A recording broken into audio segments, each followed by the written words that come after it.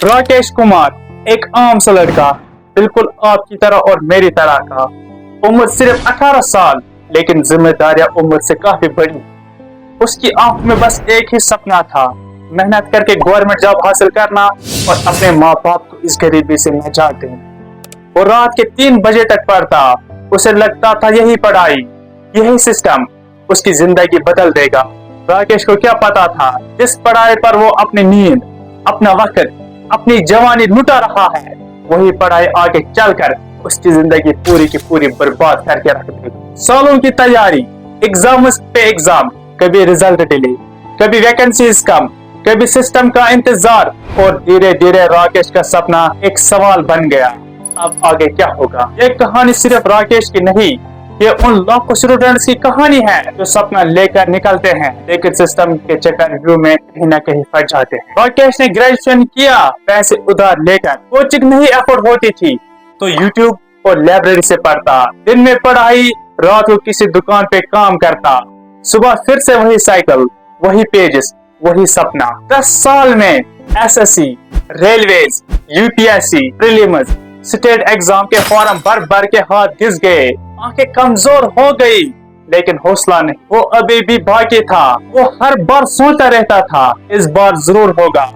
एक और अटेम्प्ट। एक पेपर थोड़ा टफ था, अगली बार पक्का होगा। एक सुबह राकेश ने कैलेंडर देखा और उसकी एज 28 साल हो चुकी। वक्त एक थप्पड़ की तरह उसके चेहरे पर लग गया। घर वाले अब सीधा सीधा पूछ रहे थे, कितने साल और?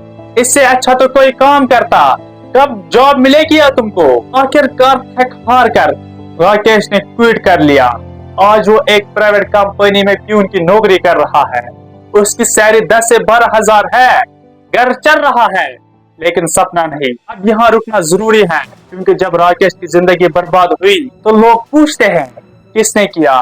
क्या गवर्नमेंट की जिम्मेदारी है? हाँ, कुछ हद तक। वैकेंसीज अनाउंस करके फिल न करना, एग्जाम्स में करप्शन, सालों तक रिजल्ट रोकना, ये सब क्रिमिनल है। लेकिन गवर्नमेंट अकेले जिम्मेदार नहीं। क्या राकेश खुद जिम्मेदार है? नहीं, और ये सोच गलत है।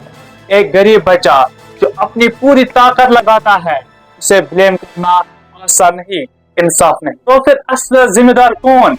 असली जिम्मेदार है इंडिया का आउटडेटेड एजुकेशन सिस्टम। ये वही सिस्टम है जिसने राकेश को एक टनल में डाला और कहा, बस इसमें चलते रहो। सोचो, किसी ने राकेश को कभी नहीं कहा, वो स्किल सीख लो। एंटरप्रेन्योरशिप की जिंदगी भी इज्जत की जिंदगी है। 10 साल एग्जाम में लगाना स्ट्रैटेजी नहीं, बल्कि एक ट्रैप है, बल्कि एक अंधेरे में तीर चलाना है। स्कूल ने सिर्फ ये सिखाया, रटा मारो, मार्क्स लाओ, सरकारी जॉब पाओ। और जब सिस्टम ने वो जॉब नहीं दी तो राकेश के पास कोई बैकअप प्लान नहीं था। यही तो सिस्टम की जिम्मेदारी है।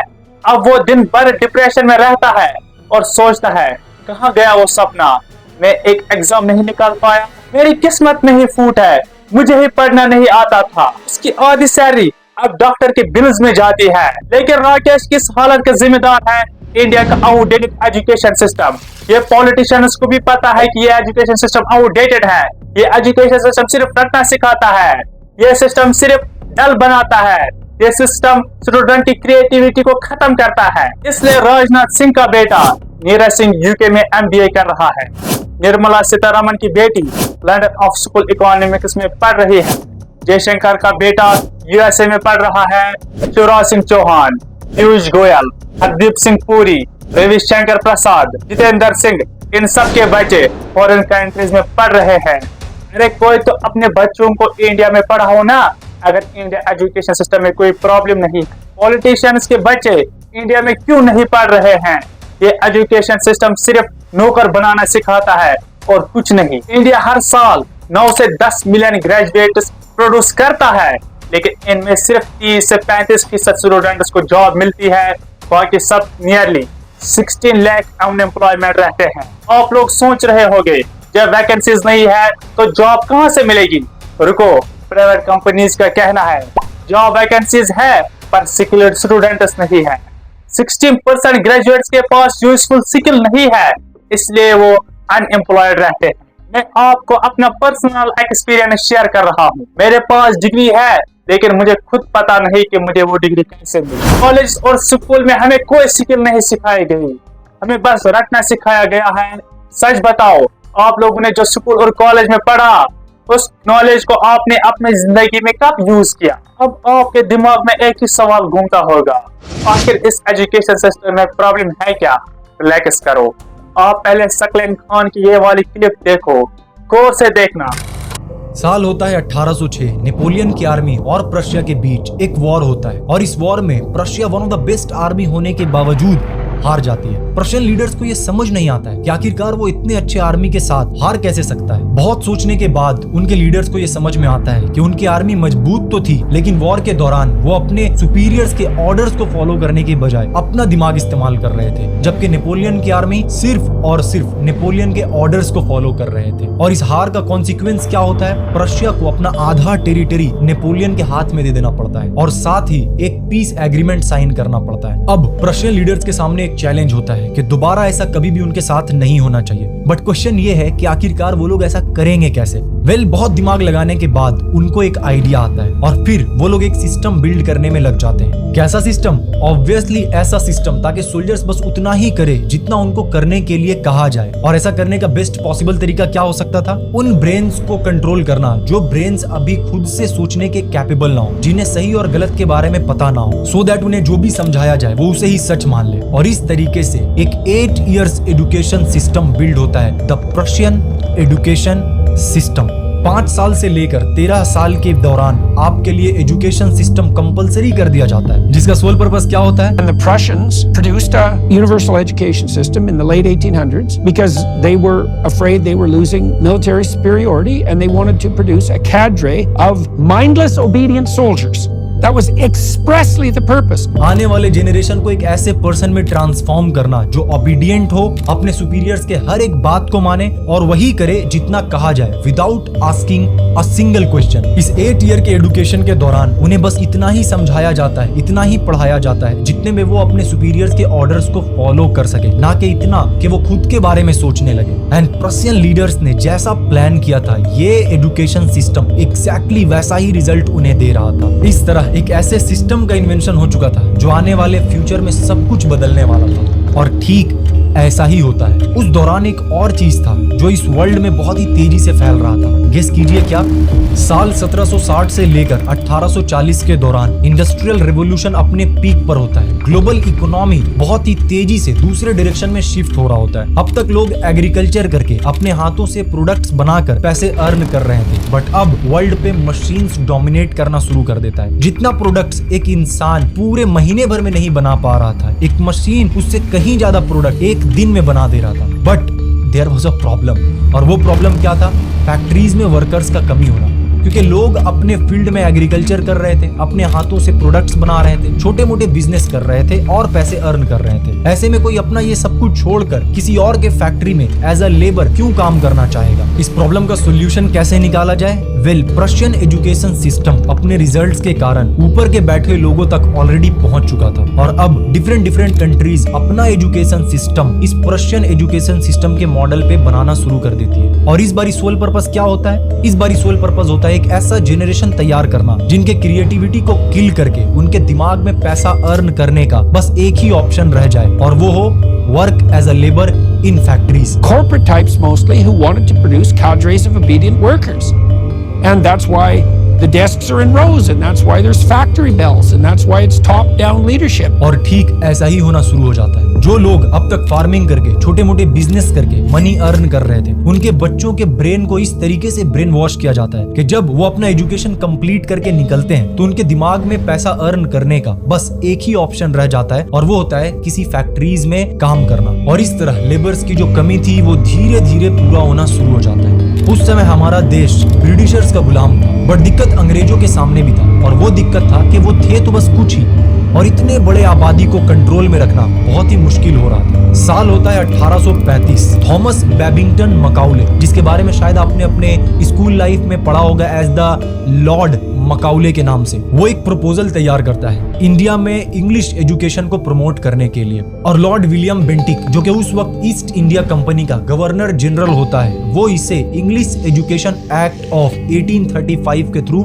पास कर देता है। एंड अगेन ये जो एजुकेशन सिस्टम होता है ये मोर और लेस प्रशियन एजुकेशन सिस्टम पे ही बेस्ड होता है। और इस बार मकसद क्या होता है, लोग सोच रहे थे कि ब्रिटिशर्स हमारा भला ही चाह रहा है, हम सभी लोगों को इंग्लिश सिखाना चाह रहा है, पर सच क्या था? वेल, आप खुद मकाउले से सुनो। Education should create a class of persons, Indian in blood and color, but English in taste, opinions, in morals and in intellect. धीरे धीरे ही सही, लेकिन अंग्रेज अपने इस मकसद को अंजाम तक पहुंचा देते हैं। ऑफिस में क्लर्क से लेकर आर्मी में सिपाही तक हर जगह इंडियंस काम कर रहे होते हैं। अब ब्रिटिशर्स इंडियंस को ही इस्तेमाल करके इंडियंस को ही गुलाम बना कर थे। ब्रेन वॉश इस हद तक किया जा चुका था कि इंडियंस ब्रिटिशर्स के रूल्स को फॉलो करना अपना ड्यूटी मानने लगे थे। आप शायद सोच रहे होंगे, वाह ब्रिटिशर्स ने क्या दिमाग लगाया था। पर खैर, अब तो 76 साल हो गए हैं आजादी को, अब तो सब कुछ बढ़िया हो गया है ना।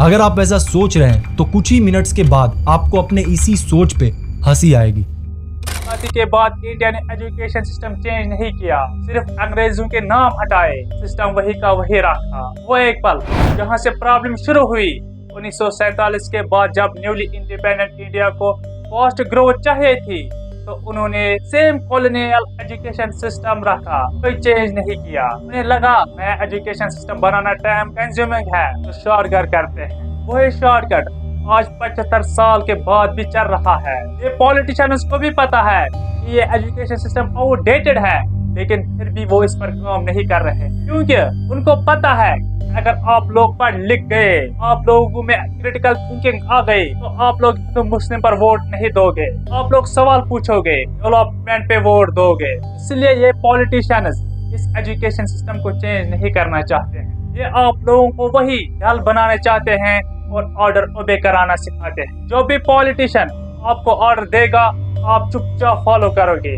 आप नहीं कहोगे अरे इसमें मेरा क्या फायदा, अरे इसमें देश का क्या फायदा है। आप चुपचाप मानोगे, आप कोई सवाल नहीं पूछोगे। आप अब समझ गए होगे ये एजुकेशन सिस्टम स्टूडेंट की क्रिएटिव थिंकिंग को खत्म करके रट्टा मारना सिखाता है। जो ऑर्डर दिया जाए उसे ओबे करना सिखाता है, ये क्वेश्चन करना नहीं सिखाता। लोग सोचते हैं जो बच्चा ज्यादा पढ़ेगा, ज्यादा मार्क्स लाएगा, वो ज्यादा सक्सेसफुल होगा। एक्चुअली क्या होता है, दुनिया के बड़े स्टडीज कहते हैं IQ और एकेडमिक मार्क्स का रियल वर्ल्ड में सक्सेस रिलेशन सिर्फ 68% है। मतलब 92% सक्सेस फैक्टर स्कूल आपको कभी नहीं सिखाते हैं। आप रियल लाइफ एग्जांपल चेक करो। रितेश अग्रवाल, ओयो का फाउंडर, और दूसरी तरफ हजारों IIT ग्रेजुएट्स आज शिव की डिलीवरी कर रहे हैं। फ्रस्ट्रेटेड हैं, लॉस्ट और कंफ्यूज्ड है, क्योंकि उन्हें सिर्फ रट्टा मारना सिखाया गया था, जीना नहीं, क्वेश्चन करना नहीं और कोई स्किल नहीं। भारत दुनिया का एक ऐसा देश बन गया है जहां सबसे ज्यादा इंजीनियर्स हैं और सबसे ज्यादा इंजीनियर्स भी हैं। सबसे बड़ी आयरनी, जिस सिस्टम ने तुम्हें कंपटीशन के लिए तैयार करना था, वो सिस्टम खुद ही कंपटीशन से इतना दूर हुआ है, उसने कभी खुद को रिफॉर्म नहीं किया। ये सुन के लोग बोलेंगे यार सच में, चलो एक नजर मारते हैं बाकी देश क्या कर रहे हैं। Finland, no standard test until age 18, यानी 18 साल तक कोई स्टैंडर्ड टेस्ट नहीं है। कोई स्टूडेंट मार्क्स के पीछे नहीं भाग रहा है, किसी स्टूडेंट्स पे प्रेशर नहीं है कि आप फर्स्ट आओ।